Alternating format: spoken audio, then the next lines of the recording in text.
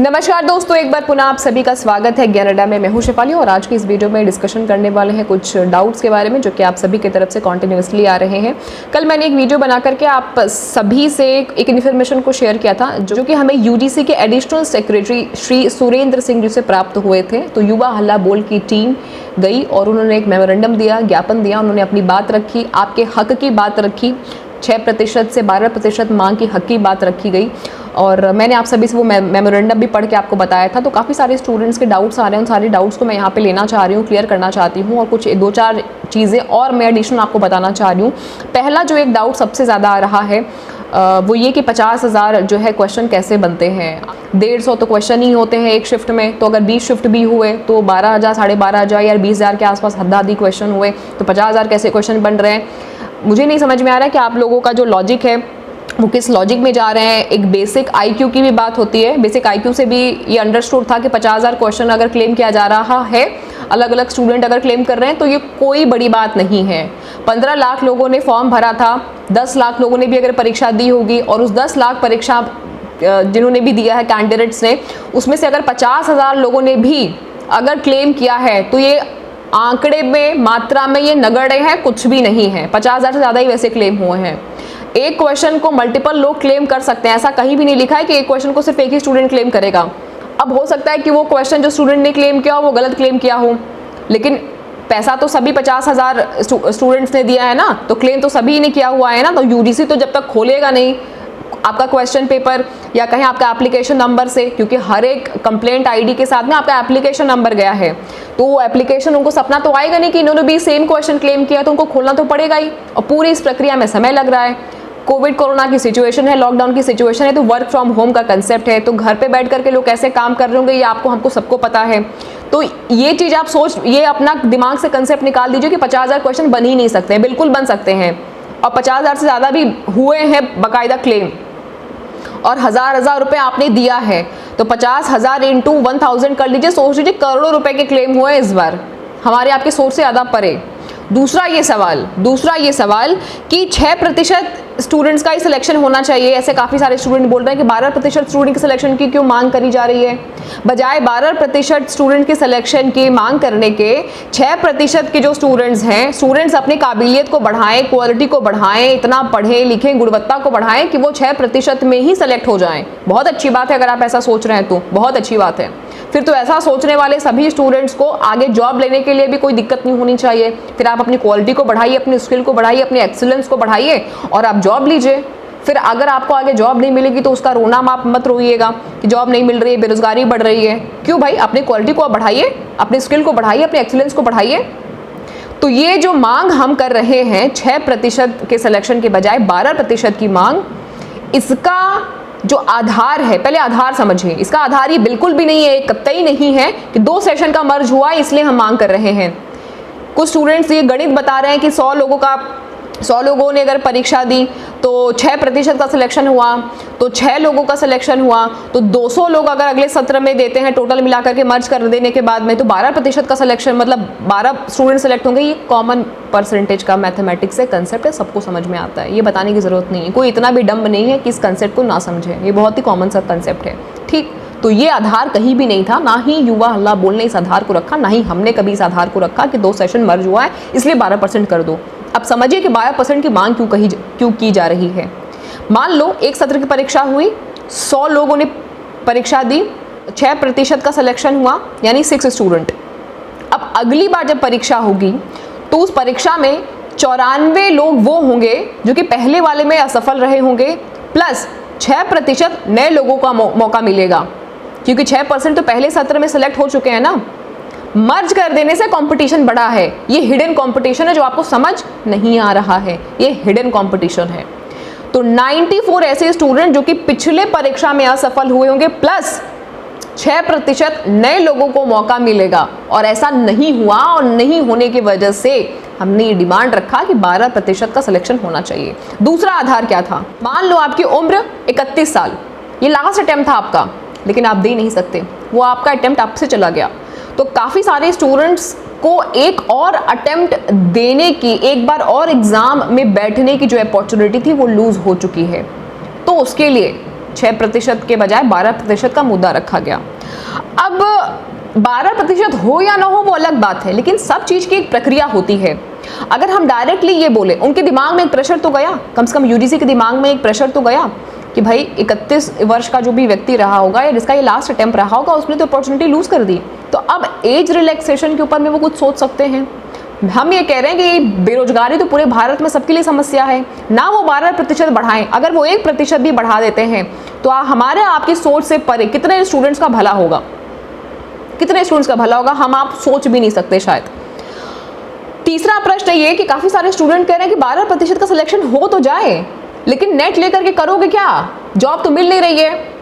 Assistant या associate professorship की तो वैकेंसी ही नहीं निकल रही है। कि जानकारी के लिए मैं बता दूं कि सभी लोग नेट का फॉर्म इसलिए नहीं भरते हैं क्योंकि उनको असिस्टेंट या एसोसिएट प्रोफेसर बनना है।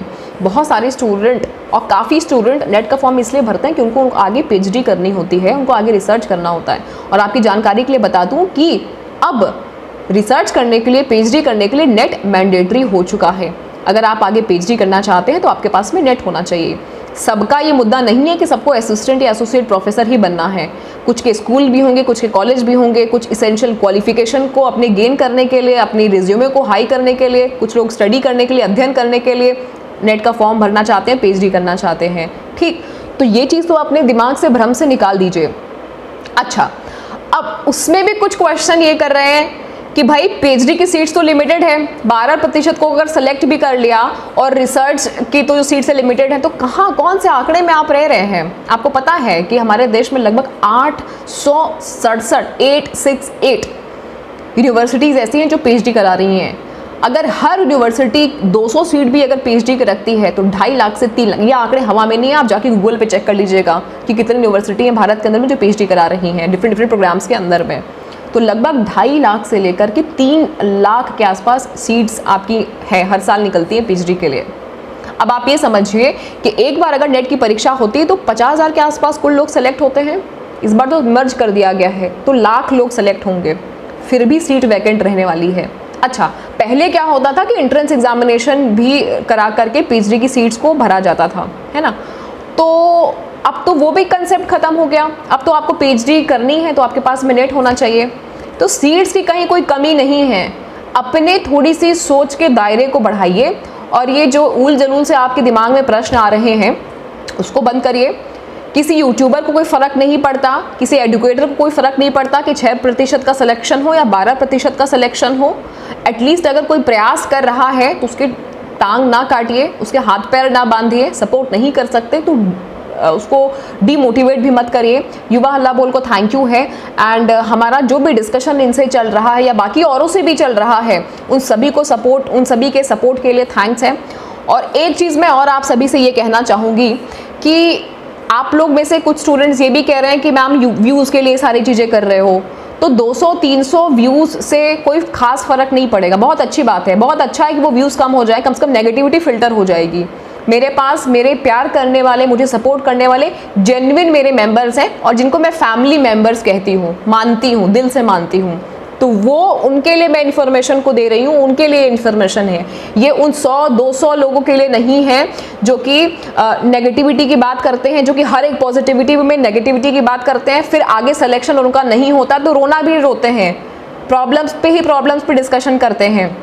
तो ये वीडियो उनके लिए है, स्पेशली उनके लिए है जो कि अपनी लाइफ में आगे कुछ करना चाहते हैं, उनको थोड़ी सी क्लैरिटी चाहिए। एनटीए का ये काम बिल्कुल भी नहीं है कि वो आपको इन्फॉर्मेशन दे। आप एनटीए को कॉल करोगे, एनटीए बोलेगा कि इस डेट को आएगा, उस डेट को आएगा, क्योंकि एनटीए को भी वही इन्फॉर्मेशन, एनटीए को तो यूडीसी ही इन्फॉर्मेशन देगा ना।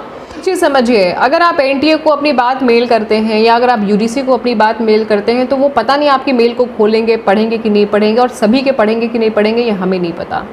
यहाँ पर युवा हल्ला बोल की तरफ से जो फिज़िकली जा कर के उनको एक अप्रोच किया गया, ज्ञापन दिया गया, मेमोरेंडम दिया गया, तो एडिशनल जो सेक्रेटरी है यूडीसी से, उनसे मिल करके अपनी बातों को रखना आपके बिहाफ पर, उसका प्रेशर या कहें उसका एक जो प्रभाव है वो अलग पड़ता है। अब यहाँ पे ये बात तो कंफर्म हो गई ना कि आप सभी की कलेक्टिव बात यूजीसी तक पहुँच गई। आप लाख उनको मेल करते रहिए, लाख एनटीए को आप पूछते रहिए कि कब रिजल्ट निकालोगे, कब क्या चीज़ें होंगी। हमें नहीं पता कि जो वो इन्फॉर्मेशन दे रहे हैं एनटीए, क्योंकि एनटीए को कितना पता है, क्योंकि ये जो आपके एडवाइजरी बॉडी है, जो एक्सपर्ट कमेटी है, पैनल है, वो सारा काम तो यूजीसी का है ना। तो एनटीए को भी वही इन्फॉर्मेशन मिलेगी जो उसको यूजीसी देगी। और आप ऐसा नहीं कि आप मेल मत करिए, आप प्रॉपर मेल करिए। लेकिन बात यह है कि कोई व्यक्ति अगर जा रहा है आपकी तरफ से ज्ञापन दे रहा है, या कोई व्यक्ति अगर आपको इन्फॉर्मेशन दे रहा है, जानकारी दे रहा है, आप सभी के हक की और मुद्दे की बात कर रहा है, तो वो व्यूज़ के लिए नहीं कर रहा है। आपके 10-20 व्यूज़ से अगर मैं ये कहूँ कि कुछ 10-20 जो लोग, जिनको लोगों को लग रहा है कि मैम ऐसे कुछ 10-20 लोगों के कमेंट्स आए हुए थे जिनको ये लग रहा है कि मैम व्यूज़ के लिए ऐसा कर रही हैं, तो देखिए 10-20 व्यूज़ का कोई मायने नहीं है। तो वो सारे स्टूडेंट जो ये समझ रहे हैं कि हमारे व्यूज़ का कंट्रीब्यूशन हो जाएगा तो मैम को बहुत फ़ायदा हो जाएगा या बहुत नुकसान, देखिए 10-20 व्यूज़ का किसी को फ़ायदा नुकसान नहीं होता, लेकिन वो सारे स्टूडेंट ज़रूर कहीं ना कहीं अपने पॉकेट में से पैसा खर्च करके अपना नुकसान ज़रूर कर रहे होंगे, कोई ना कोई कोर्स लेकर के, सब्सक्रिप्शन लेकर के। हकीकत सोचिए कि आप अपना नुकसान 10-20 व्यूज़ किसी एक चैनल के एक वीडियो पर दे करके उससे हो रहा है, या आपके पॉकेट से आपका कोई पैसा निकाल रहा है, आपको पता भी नहीं चल रहा है, खुशी खुशी आप दे रहे हो। तो जो एक व्यक्तिगत जो लॉस है वो आपके व्यू से नहीं जा रहा है, वो आपके पॉकेट से के पैसे से जा रहा है। किसी यूट्यूबर को, किसी एडुकेटर को कोई घंटा फ़र्क नहीं पड़ रहा है कि वो आपके मुद्दे की बात, आपके हक की बात सभी से रिक्वेस्ट करे और उनके माध्यम से वो आगे लेके जो है वो पहुंचाए। अगर कोई कर रहा है तो उसमें आपका नुकसान नहीं होना चाहिए। बहुत अच्छी बात है, आप सिलेक्शन लीजिए, 6% में आपका सिलेक्शन हो जाए, लेकिन अगर 12% का सिलेक्शन होगा तो इसमें किसी को हानि नहीं है। होना ना होना अलग की बात है, लेकिन हम अपनी बात भी ना रखें, ये तो गलत बात है। ठीक, और यूजीसी से तो हम मिल के आ रहे हैं, तो हमें पता है कि वहाँ पर चीज़ें क्या चल रही हैं। तो एनटी सिर्फ आपको एक डेट दे करके फ़ोन को रख के बस, ठीक है आप ये डेट समझो कि इस डेट को आएगा, वेट करते रहो, फिर दोबारा कॉल करना उस डेट को, फिर हम दूसरी एक डेट देंगे। ये चल ही रहा है काफ़ी टाइम से प्रोसेस, तो थोड़ा सा लेट लगेगा, थोड़ा सा समय इसमें लग सकता है, पेशेंस रखिए। जो भी मैं आपको इन्फॉर्मेशन दूंगी ऑथेंटिक इन्फॉर्मेशन अभी तक रही है, आगे भी रहने वाली है। और कुछ लोगों को जो लग रहा है कि ऑथेंटिक नहीं है, तो उनके ऑथेंटिकेशन के लिए जो भी मीटिंग हुई है एडिशनल सेक्रेटरीट श्री सुरेंद्र सिंह जी को मेमोरेंडम देते वक्त जो भी तस्वीर वहाँ पे खींची गई वो मैं आपसे शेयर कर रही हूँ। इस मेमोरेंडम को 4 लोगों ने मिल करके दिया है। प्रशांत कमल जी ने दिया था, राहुल राज ने दिया था, और उत्सव यादव ने दिया था, सचिन कुमार जी ने दिया था, जिसमें से राहुल राज जो कि युवा हल्ला बोल स्टेट यूथ प्रेसिडेंट है दिल्ली के, और अंतर्राष्ट्रीय उपभोक्ता कल्याण के भी ये मेंबर हैं। तो कुल मिलाकर के ऐसे बहुत सारे लोगों से मैं ऑलरेडी कनेक्टेड हूँ जिनसे बातचीत हो रही है, बट मैं सभी की इन्फॉर्मेशन शेयर नहीं करती हूँ। जो मुझे ऑथेंटिक लगता है वही मैं आपको शेयर करती हूँ। तो ये न्यूज़ पूरी ऑथेंटिक है, ये बात पूरी ऑथेंटिक है। थोड़ा सा वेट करेंगे, थोड़ा सा पेशेंस करेंगे। आई होप कि आप सभी के डाउट्स को मैंने यहाँ पर एड्रेस किया। 50,000 क्वेश्चन बहुत ही जेन्युइन है, बहुत ही नॉर्मल सी अमाउंट है, नॉर्मल सी वैल्यू है। 50,000 क्वेश्चन आंकड़े में कुछ भी नहीं है। 50,000 अलग अलग लोगों ने क्वेश्चन को क्लेम किया हुआ है, और ये बिल्कुल हो सकता है, बिल्कुल पॉसिबल है। और बाकी 12% की मांग के बारे में मैंने आपको बता दिया कि 2 सेशन का मर्जर का 12% की मांग से कोई भी वास्ता नहीं है। दूसरा एक कारण था जिसमें 3-4 कारण थे। आपके हक की बात हम लोग बोल रहे हैं, किसी को कोई घंटा फ़र्क नहीं पड़ता कि 12% का सिलेक्शन हो या 6% का सिलेक्शन हो, ये व्यूज़ के लिए नहीं है। ये कुछ अच्छा करना चाहते हैं। हम चाहते हैं कि भाई हमारे जो स्टूडेंट्स हैं या जो अभ्यर्थी हैं वो रिसर्च करें, वो आगे बढ़ें, उनकी हक की बात जो है वो हम लोग रख सकें, उनको एक अवसर मिल सके जो अवसर वो खो चुके हैं। होना ना होना वो अलग बात है, 12% का होना या ना होना अलग बात है। 1% भी बढ़ा तो हमारा प्रयास सार्थक होगा, या हमें तसल्ली रहेगी ना कि बाकियों की तरह हम आराम से तो नहीं बैठे थे, हमने एटलीस्ट प्रयास तो किया। होगा नहीं होगा वो अलग की बात है, बट प्रयास करने से फिर क्यों पीछे हटें। इस वीडियो में सिर्फ इतना ही। जिनको बुरा लगा हो बहुत अच्छी बात है, आपको बुरा लगता रहे, मुझे कोई घंटा फर्क नहीं पड़ता। मुझे मेरे प्रिय मित्रों को, मुझे मेरी फैमिली को जो मैसेज देना था वो मैंने मैसेज दे दिया। ये मैसेज मेरी फैमिली के लिए है, और जिनको बुरा लग रहा है आप बुरा लगता रहे, ठीक। मैं मेरा जो काम है वो मैं करती रहूँगी। मैं एक एडुकेटर भी हूँ, एक शेयरर भी हूँ, एक लर्नर भी हूँ, और साथ में आप सभी की आवाज़ भी हूँ, है ना। तो ये सारी चीज़ें हैं, तो मैं अपना काम इसी तरीके से करती रहूँगी। All the very best. मुझे कोई और इन्फॉर्मेशन मिलेगी, ऑथेंटिक चीज़ें, तो वो मैं आपसे शेयर करूँगी। इसके लिए आप निश्चिंत रहिए। रिजल्ट आने में थोड़ा सा विलम्ब है। जब भी कोई नई इन्फॉर्मेशन या नई ऑथेंटिक को भी जानकारी या लेटेस्ट अपडेट मिलेगी तो वो मैं आपके साथ में शेयर करूँगी। मिलते हैं हम लोग अपनी क्लास में 9 बजे। Tata, bye bye and thank you.